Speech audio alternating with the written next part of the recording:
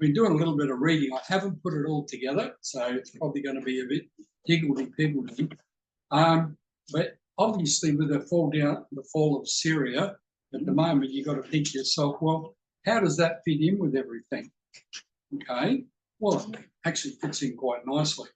So if you noticed about, well, what would it be now, probably about 7 or 8 days ago, 8 days ago, all of a sudden this little group, which has been fighting the Syrian government, took off. And they first went to Aleppo, which is the second biggest city in Syria. And within 1 day they had it, they captured it. There's reports of soldiers, 2,000 plus, throwing down their rifles, getting rid of their uniforms, changing clothes and going across the border to Iraq. Well, that didn't take long. They went down to the next city, which is, I think, Homs, and the people just, we give up. And within a week, they're on the outskirts of Damascus, which is the capital city of Syria. Well, Bashar al-Assad, who was the prime minister, he didn't wait to be told. He jumped on a plane with as much money as he could get, over $1 billion, they reckon, and he took off. And first reports were that the plane had crashed because he disappeared from radar. But obviously what he was doing was getting below radar to get through to where he wanted to go, which is Russia.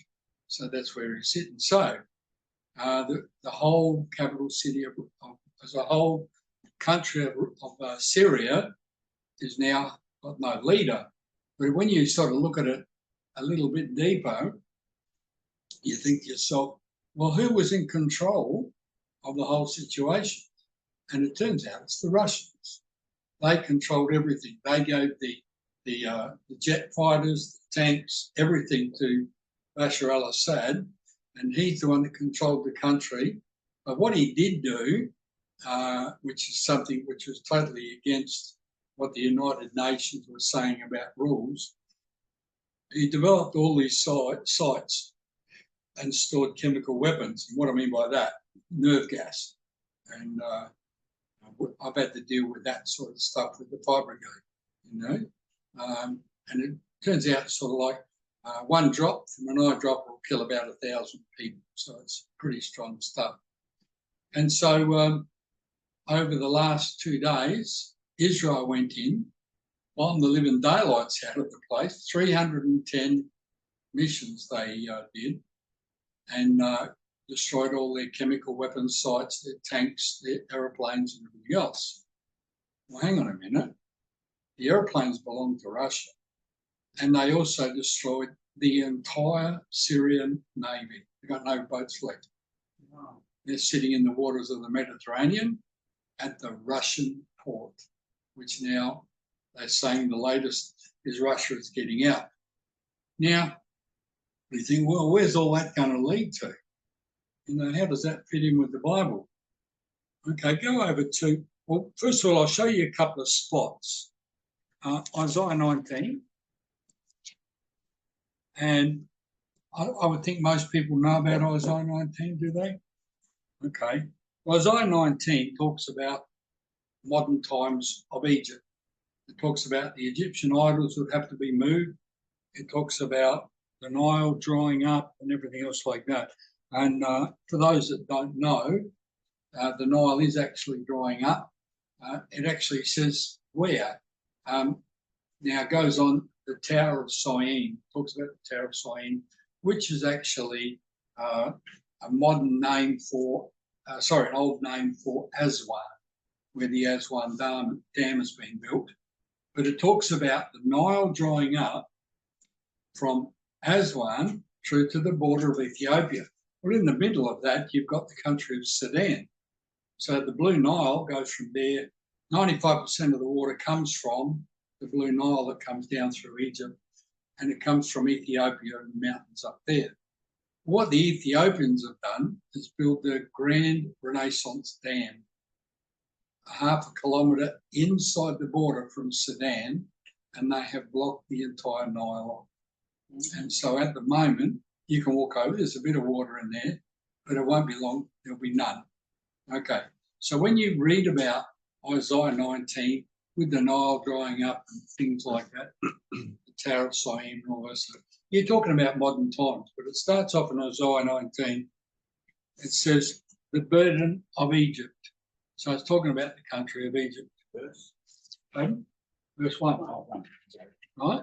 And so, and then you sort of look and you go, okay, right? All this has got to fit together. Okay. Then you go back, let's say, for example, I'm not going to go through it all, but it says, verse 15, it starts off, the burden of Moab. So if you want to know the whole condition about the modern thing with Moab, you can read that and go back through your history book. But the one I wanted to get to is chapter 17, verse 1, the burden of Damascus, which is what's happening now. And it says, behold, Damascus is taken away from being a city, and it shall be a ruinous heap. Well, at the moment, it's a city that's basically in chaos because it's under no rule. Bashar al-Assad's temple has been destroyed. All of his riches have been taken away, and they're uncovering all the sorts of atrocities he was up to. Thousands of people were sent to this torture chamber and killed. And now, my goodness, there'll be a big price on his head to actually get him. The problem is, okay, now who's in control? No one. So you've got a system now where these Muslims, the leader of the group that took over Syria, he's got a $10 million price tag on his head by the Americans. So he's the one ruling the country. So sooner or later, someone's going to go, oh, will I take that or the money? I think I might take the money and knock him off. So it's all becoming very mixed up, right? And on top of that, you've got what's named the Gaza Strip, which is basically being decimated. Now you've got the countries to the north of the Gaza Strip, which Hezbollah did control, and Hezbollah was funded by the the Iranians, and they reckon that 60% of the leaders of the Hezbollah have been bumped off, either with the mobile phone thing or with just being targeted. What's the mobile phone thing? And what they did is Israel, but they're not admitting it, what they did, but they did it. They knew that the Hezbollah were organising something that they didn't want to be tracked, and they were using pages, so they could send messages through on pages through to all their commanders. Right? So what Israel did is they got hold of the production of these pages and put explosives in every one of them, thousands of them. Right? Now, if you know anything about pages, I used to use one in the fire service. If they give you a page and when it goes off, there's probably 100 going off all at once, and they would call the firemen into a particular area. You know? Well, all the pages were all set to the same frequency, so all Israel had to do was push the one button, and they all go bang, bang, bang, bang, bang right across. A earache. Or a bellyache. A bellyache. So that's what they did there, and so now Hezbollah and Iran are stuck. What are they going to do for communications? They can't do anything because they're too worried about the whole thing being booby-trapped. And then on top of that, Israel went in with their jet fighters and they demolished all their early warning air raid systems. In other words, if there's jet fighters going into the country, you won't pick them up because there's nothing working. And then if there is something working, you can't transmit that information because no one's got any radios. So Iran is actually in a horrible position, and they have been supplying weapons and all the other stuff. They make them in Iran, all the missiles and drones. They'll go through the land of Syria into Hezbollah on the border. Well, that's stopped because there's no missiles, no nothing going through Syria. And just to make sure of it, in the last 2 days, there's been over 310 airstrikes by Israel in Syria. Israel haven't got that many jets. where are they getting the planes from? Well, parked off in the Mediterranean is the American aircraft carrier. And they've got about 150 jet fighters on their plane, on their aircraft carrier. So if you've taken down their surveillance system, you've got all these jet fighters going everywhere, blowing up. They're particularly looking for the nerve gas storage systems where they can bump them off. So you sort of think to yourself, well, how does that all fit in with the Bible? Well, it does actually, right? Well, first of all, if we have a look, where are we? In Isaiah 17, the burden of Damascus and all the rest of it, taken away from being a city, and it shall be a ruinous heap. That hasn't happened yet. The cities of Aurora, now, the little city of Aurora was mixed in with other cities on the, I think it was the Amman River, and it's a river that runs at the bottom of the Dead Sea back into the mountains. And there was sort of like good fertile land there, and the cities and that had the water going down that creek or whatever it is, river. That's dried up, so the cities are gone. Because that part's been finished. So that prophecy's been fulfilled. That's all done. And that's pretty much in modern times, because since the Dead Sea has dropped the level so much, everything else has dried up around the place, you know. So the fortress shall cease from Ephraim. Well, I looked that up. That's gone too. That's an empty rock. Mount Ephraim. Okay. And it says, and the kingdom from Damascus. Well, where's Bashar al-Assad? The kingdom's gone. Okay. And the remnant of Syria, and it says, this is the interesting point. And it says, they shall be as the glory of the children of Israel, says the Lord of hosts. Somehow God's going to intervene in this. And the glory of the children of Israel, we're talking about when they left Egypt and came across the Red Sea, God's blessing was upon them. Right? The same is going to happen to the people of Syria. Don't ask. Hey? Why? Why? Are they God-fearing people? Why is it? Well, I've got a theory on that. Right? When the tribes of Israel left the land of Israel, they all went north. And he's talking about delivering his people and other parts from the lands of the north. And I believe a lot of the Syrians are Israeli. Right? They don't even know. Look, you could be a descendant of Israel and you not know it.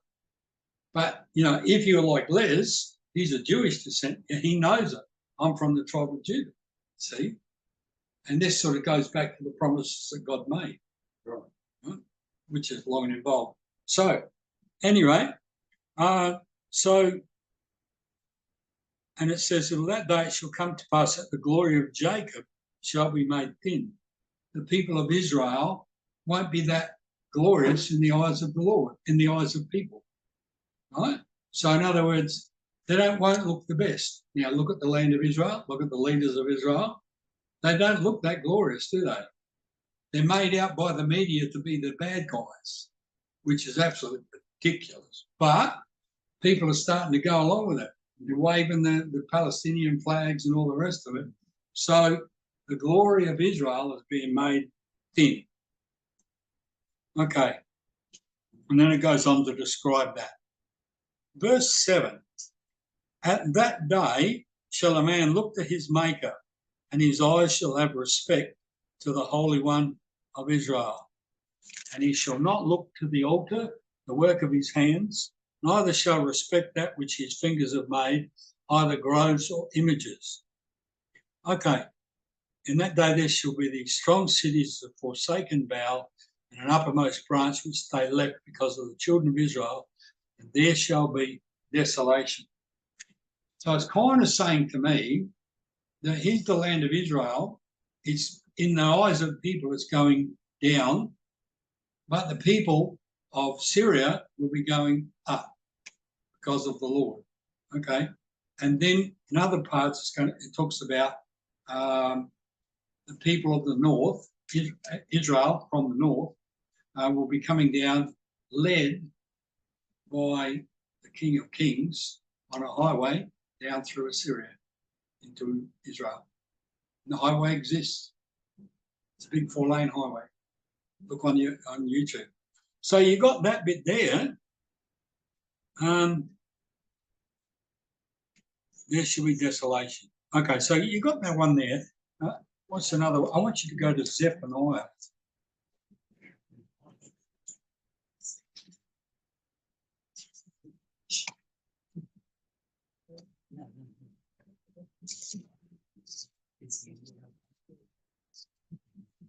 Okay.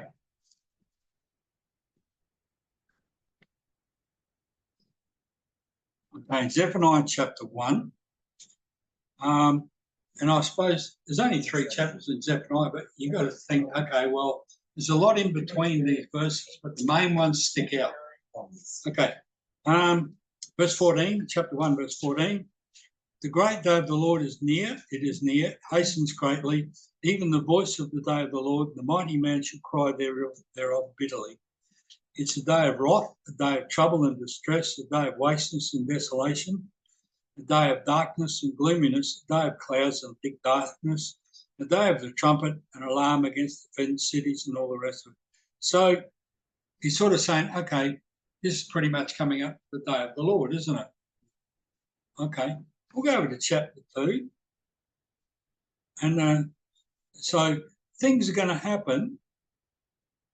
Verse 3, seek ye the Lord, all ye meek of the earth, which have wrought his judgment. Seek righteousness, seek meekness. It may be you shall be hid in the day of the Lord's anger. So we're coming up to the day of the Lord's anger. In Isaiah, it sort of points out that Syria has got something to do with it, because it says, in that day a man shall look upon his maker, and it goes to do with the destruction of Damascus. So when Damascus falls, right, it's getting very close to looking at Jamaica. Okay. And it says, talks about seeking righteousness. Now, we know that in the New Testament, we cannot stand before God with our own righteousness. It has to be in the righteousness of Jesus himself, that he stands there in our place. Okay. Verse 4, Gaza shall be forsaken. So is Gaza forsaken? It's exactly as the Bible described. It's become like a flattened area. And Ashkelon, that's the next city up, which is currently under attack, a desolation. They shall drive out Ashdod, the next city up from that, at the noonday, and Ekron, one in off the coast a little bit, shall be rooted up. Woe to the inhabitants of the sea coast. That's those areas that mention those cities, except the one that comes in a little bit, which is Ekron. All right. Woe to the inhabitants of the sea coast, the nation of the Cherethites. The word is against you, O Canaan, the land of the Philistines. That word Philistines is actually the word Palestinian. They're interchangeable words in the Bible. Okay, Philistines. And it says, I will destroy you, and there shall be no inhabitant. The sea coast shall be dwellings and cottages for shepherds and for folds and for flocks. Now, I suppose if you're a supporter of the Philistines or the Palestinians, you might get a bit upset with that. But according to God, he's going to destroy them. So we can sort of like jump up and down and say, oh, what about this and what about that? All in God's plan. Yeah. You know? And he says, surely as I live, says the Lord of hosts, Moab shall be as Sodom, and the children of Ammon as Gomorrah. No one left. Okay? And, all right, even the breeding of nettles and salt pits, perpetual desolation, the residue of my people shall spoil them, and the remembrance of my people shall possess them.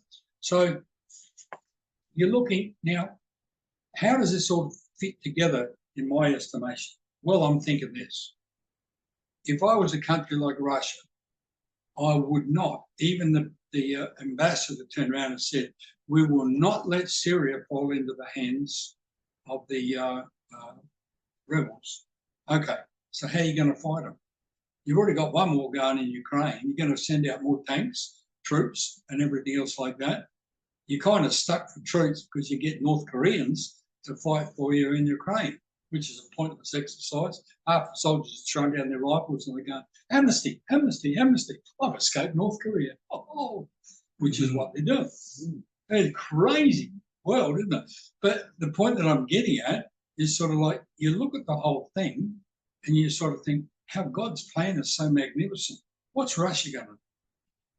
It says of Russia in Ezekiel 38, I will put hooks in your jaws. All right? What's the hooks?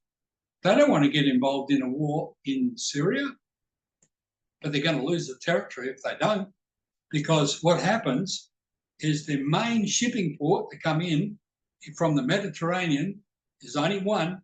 There it is in Syria. Well, Russia, the Israelis have destroyed it. And their main route to bring cargo and stuff into Africa comes from the Air Force base, Russian Air Force base, in Syria near the port. I forget the name of it. So the cargo planes would come from Russia, refuel in that port, off over to Africa. It's gone. The whole lot is gone. I mean, Israel and the US have made a complete demolition job of the entire country because they're scared of all the stockpile of weapons that Bashar al-Assad had, which were illegal in the eyes of all countries, being nerve gas. Right? So that all fits together with the return of the Lord. Now, I'll go over to you, have a look at this one. Oh, this one I've been following a little bit lately, Ezekiel 38.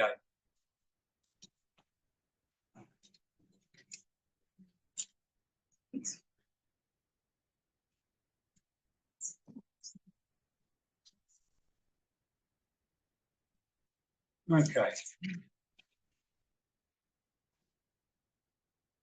Ezekiel 38 lists out the countries that are going to fight against Israel in the last battle. Okay.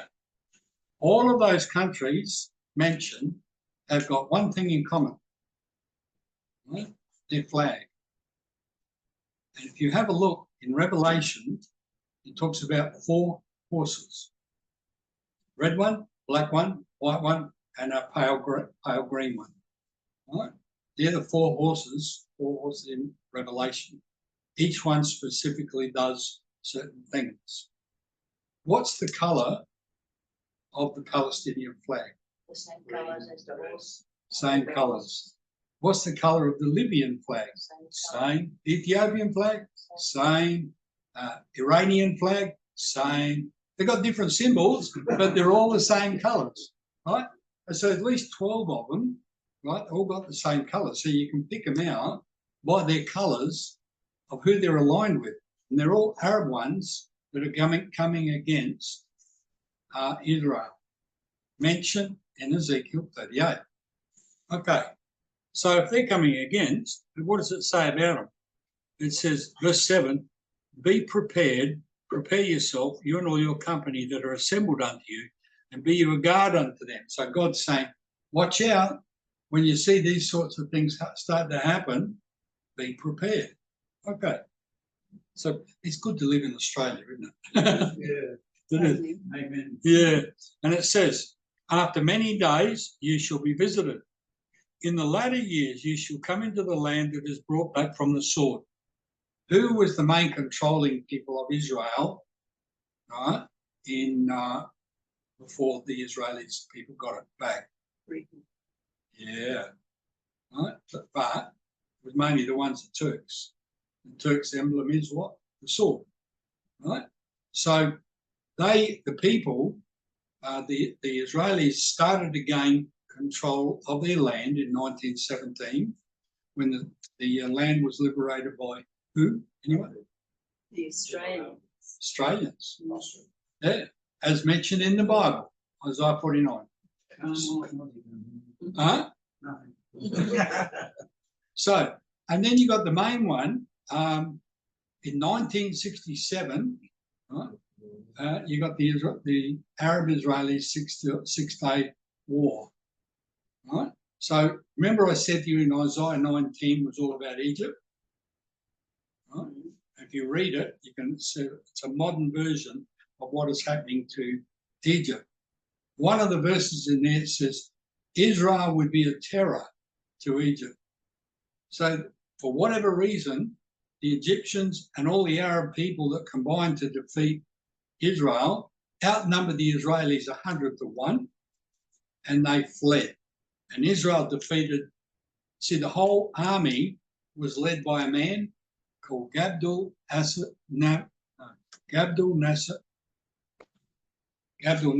something. Abdul Nasser. I forget it. It's an Egyptian name. You can read him up. Abdul Nasser.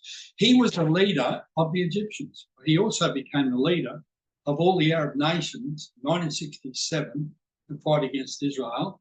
And even though they outnumbered the Israelis 100 to 1, they fled before them in the desert. They took off their boots and chucked them off, threw their rifles away and ran.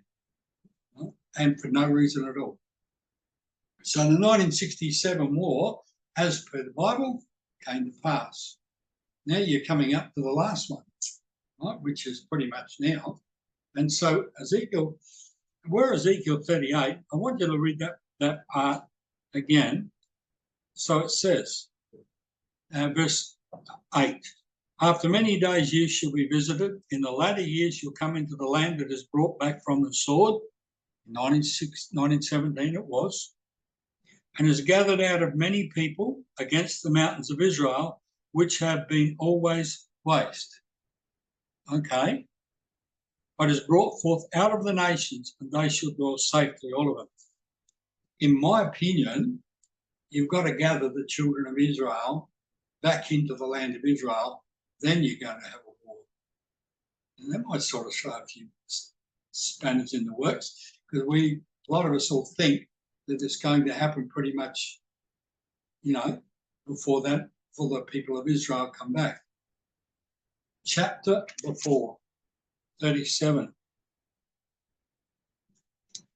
and verse 21, and it says, say unto them, thus says the Lord God, behold, I will take the children of Israel from among the heathen where they be gone, and I will gather them on every side and bring them into their own land.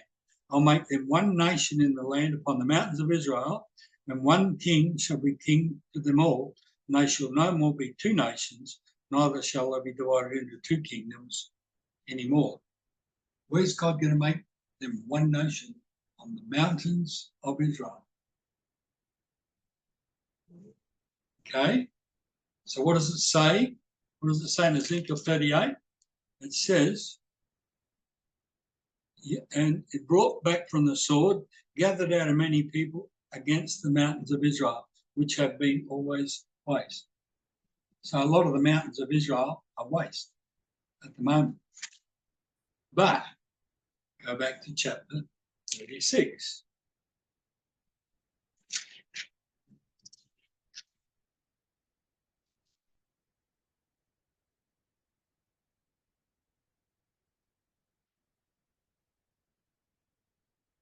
Hang on. 36. And what it's doing, this is an unusual chapter because God says to Ezekiel, I want you to go out there and stand there and prophesy to the mountains.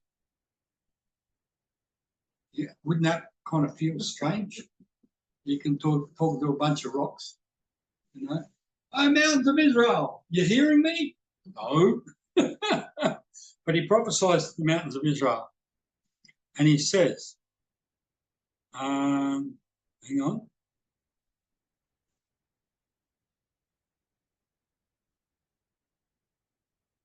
You, O mountains of Israel, shall shoot forth your branches and yield your fruit to my people of Israel, for they are at hand to come. What does that mean? It means wherever the people of Israel, the descendants of Israel are, God says, okay, I'm going to provide you the food when you get there, even before you get there. Is that happening now? Yes, it is. They've turned around and they've sort of done amazing things with their irrigation system. They've got amazing fruit plants of all different fruits growing in salt water. It's just amazing what they're doing over there. They're doing this thing called drip irrigation, orchards growing everywhere in the place It used to be the desert. I didn't turn mine off, sorry. No worries.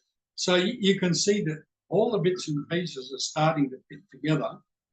But what I think a lot of people have done, instead of looking at the scriptures and saying, well, how does this fit together with the return of the Lord?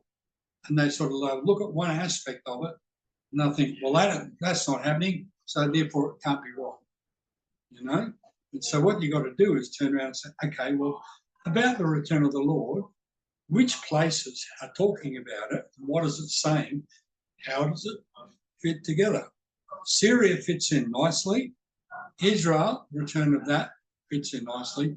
Not all the people have returned yet at all. I don't believe at all. I believe this part with Syria is going to bring it in, right? A lot of it. Now, there's something like about 7.2 million Syrians living out of the country. Well, are they going to go back? Don't know. Wait and see what happens, you know. And there's people all over the world that are sort of looking. I think Jewish people themselves would be sort of like looking at this and saying, well, how does this all fit together? You know, and they'd be going out to their rabbis and saying, yeah, well, we are yet to see the Messiah. What we've got to do, according to the Jewish perspective, what we have to do is to build the temple. Well, I've got a few problems with that one. I disagree with a few people. Some people against me. Right? If you're going to build the temple again, which one do you do? Right? So the most explicit dimensions and instructions of the new temple is where? Ezekiel. After the war, the temple gets all the instructions for the temple. I think there's 7 chapters on the exact dimensions of the new temple. So if you're going to build Solomon's temple up where the Dome of the Rock is, well, first of all, you've got to get rid of the Dome of the Rock. Right? And then you have to turn around and say, well, we'll build Solomon's temple there. Hang on a minute. Is that because God's going to recognise it? Well, according to the Jewish people, yes. Right? So they want the Dome of the Rock back. But is that the right place for it? Well, all indications were that the temple was in the city of David, which is outside that area, down below it. So now you've got to come to an agreement of where you're going to build it. So the more questions you ask, you know, the more answers you haven't got. And now you're saying, well, okay, now they're saying we've got these red heifers bred up that we're going to use for the sacrifice. Well, that's fine. But you have to have a specific Levite priest to do the sacrifice. Where are you going to get them? All the records of the Levites were destroyed when the fire happened in AD 70 from the destruction of the first temple. So no one's got any records of who's who and what's what. So I kind of think if you're trying to reconstruct things from the Old Testament to the New Testament, it's not going to work, you know. And when you look at the temple in Ezekiel, which is Ezekiel 40 to 47, and you read that, in that you'll see this is the temple that the Lord builds. Yeah. So if the Lord builds the temple, what are you going to get interfering with that? Do you think you're going to do it any better? No, leave it. You know, this is why I think the whole temple thing is going to be waste of time. But we'll wait and see. People might try, and it'll only cause more and more division. So I'll have a look. I'll have a look at it. We've done that one. Zechariah.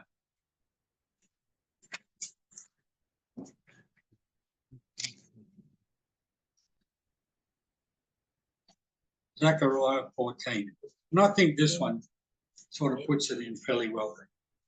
The day of the Lord comes, verse 1, your spoil shall be divided in the midst of you.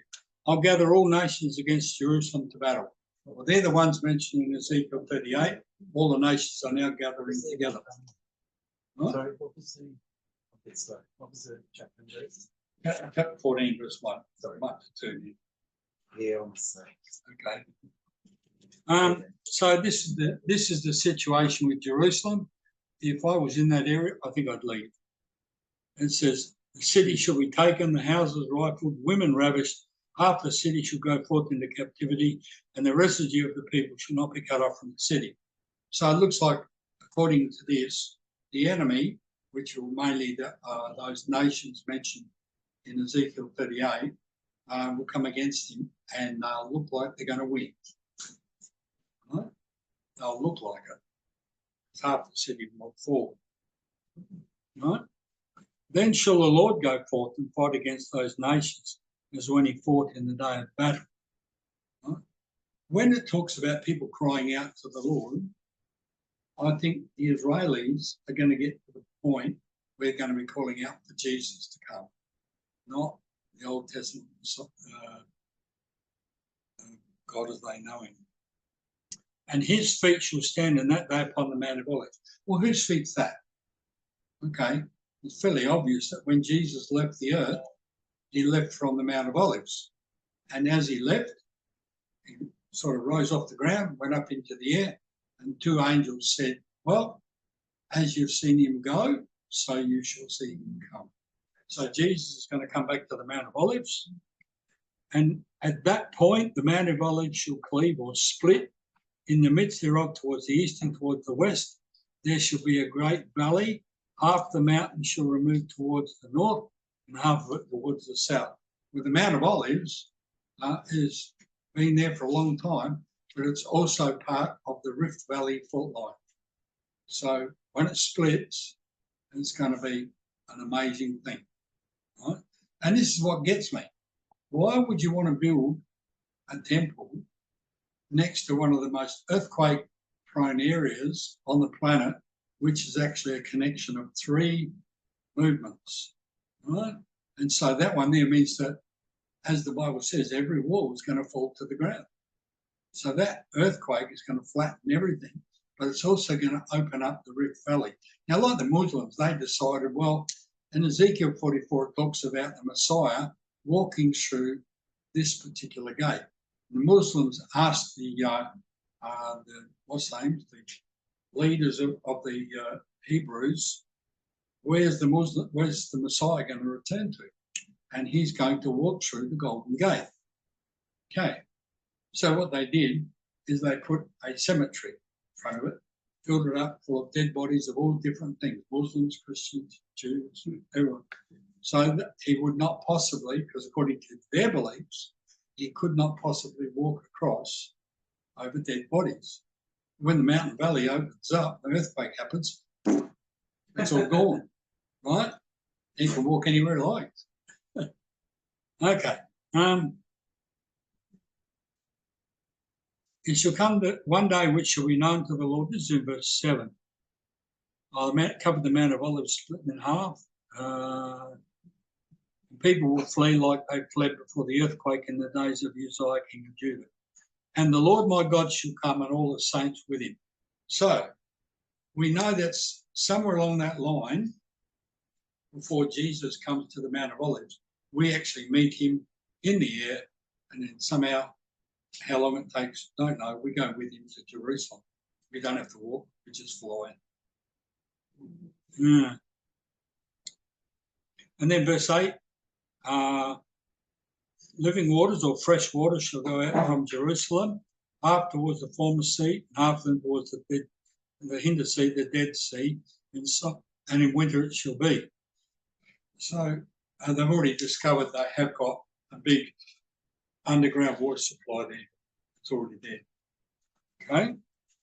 And the Lord shall be king over all the earth. In that day there shall be one Lord, and his name one. So all those scriptures which are pointing to the Lord to return, basically, here it is in that particular area in a little bit more detail.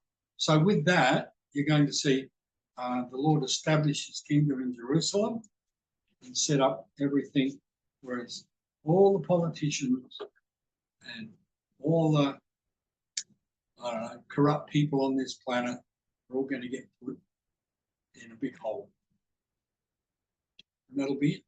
We'll be ruling and reigning for 1,000 years, which is a different kind of fish.